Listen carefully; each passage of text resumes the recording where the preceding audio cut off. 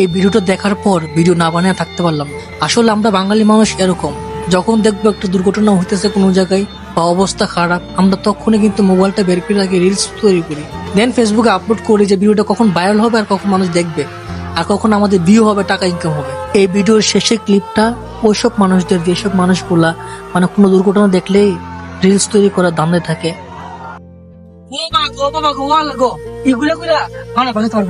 যদি মানুষ বাঁচাতে পারেন তাহলে নদীতে জাপ দিন, জাপ দিয়ে মানুষের রক্ষা করেন।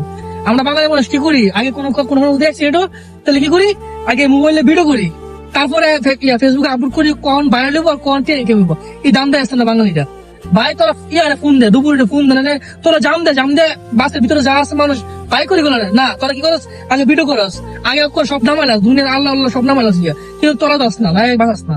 আমরা বাঙালি গুলো সবাই ভিডিওটা শেয়ার করে এসব পাবলিক মানে কোয়েন আর কি, যে আসলে খালি ফেসবুকে রিলস গুলো দিলে চলবো না আর কি, মানুষের বানাতে হবো জাম দিয়ে। তো সবাই থাকবেন, আল্লাহ হাফিজ।